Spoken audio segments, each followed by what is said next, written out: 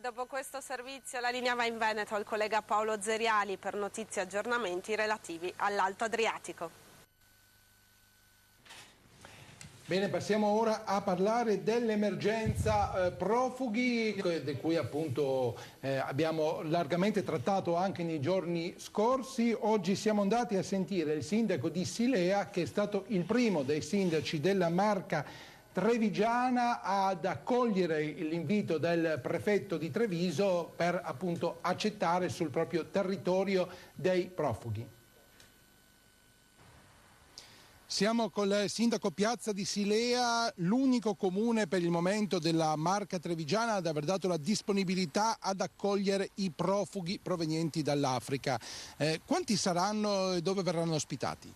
Allora, noi abbiamo dato una disponibilità in base alle indicazioni del prefetto, dovrebbero essere uno ogni 2000 abitanti, per cui Silea dovrebbe teoricamente dare una disponibilità di 5 profughi.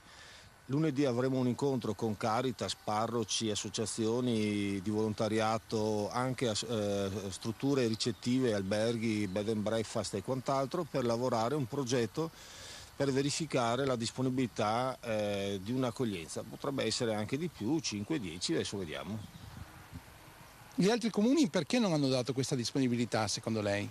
Ma io ritengo che quelli marchiati leghisti quasi tutti per una questione di mero schieramento, una buona parte comunque anche in attesa di altre analisi, riflessioni. C'è qualcuno anche che ha detto ci penso un attimo. È chiaro che c'è una questione dogmatica di chi dice no a principio e chi invece ci vuole ragionare.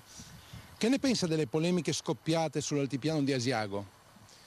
Ma allora, qua si tratta di capire bene quando si fanno le polemiche, ogni realtà ha una propria situazione. Io parlo in linea di principio, ci sono dei profughi, c'è una situazione umanitaria, dobbiamo dare una mano, il Veneto deve avere la forza e l'orgoglio e anche l'onore di ospitare dei profughi, non deve aver paura, deve dare una mano a chi ha bisogno.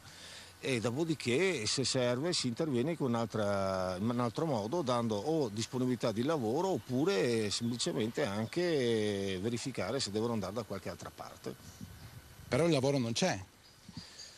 Sì, però c'è anche un'altra cosa che va detta in maniera chiara. Ci sono anche tanti soldi che il governo centrale in questo momento sta tagliando. Noi abbiamo un 40% di trasferimenti statali in meno quest'anno rispetto a 6 anni fa. Allora bisogna anche parlare chiaro, qualcuno si lamenta che non ci sono soldi, ma qualcuno taglia sui trasferimenti allo Stato, taglia sui contributi alle scuole, taglia agli anziani, taglia ai trasporti, allora bisogna anche prendersi delle responsabilità.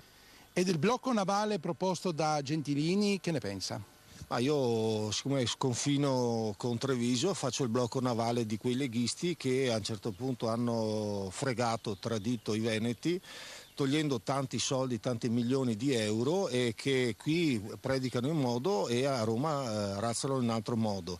Maroni ha dato delle indicazioni, Zai ha dato un'altra indicazione, qua ci sono dei piccoli RAS che ormai hanno più bisogno di riunioni al bar e non sono più in grado di dare soluzioni al paese.